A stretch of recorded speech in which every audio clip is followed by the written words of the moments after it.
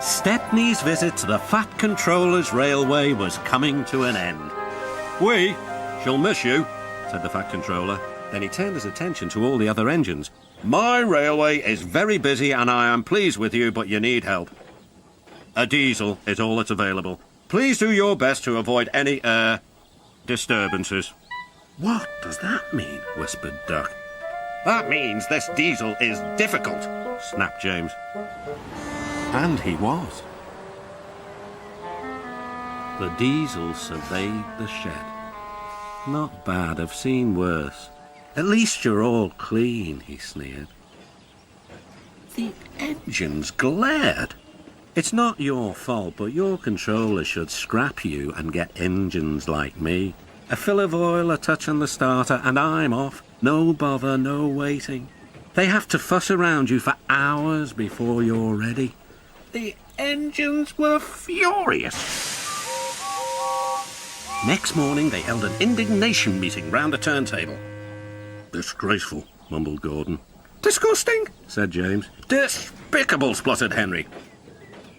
"To say such things to us," cried Donald and Douglas. "It's to teach him a lesson we'd be wanting. Now how do we do it?" The chance came sooner than expected.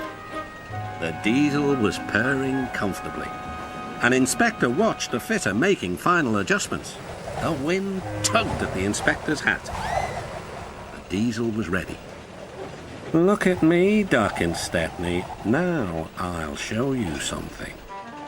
He rolled proudly towards his coaches. Then it happened.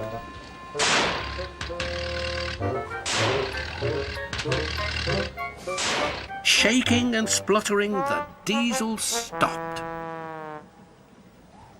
Meanwhile, the inspector was looking for his hat. The diesel seethed with fury as Duck and Stepney pushed him back to the shed.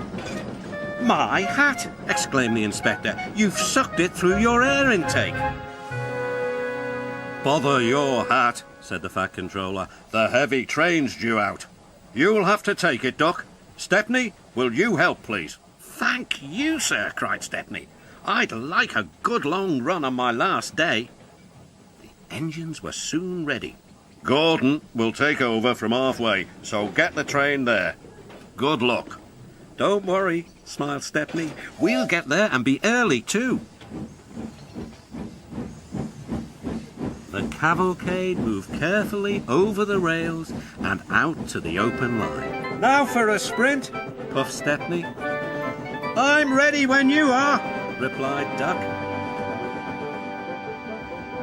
Soon they were whizzing through Edward Station. And next, they charged at Gordon's Hill beyond.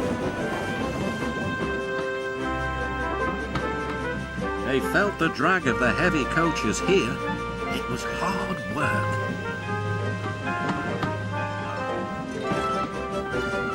At last, they were running smoothly along the line towards the big station.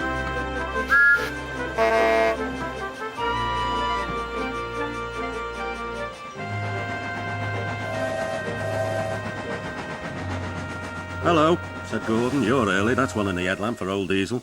"James says he's sick as boiler sludge and sulking in the shed." "Serves him right for saying we're out of date." And Gordon chortled away. Next day, everyone came to say goodbye to Stepney. "Come back and see us soon," whistled the engines. "And you are always welcome on my Bluebell Railway too," replied Stepney. Then he puffed away. And what about Diesel?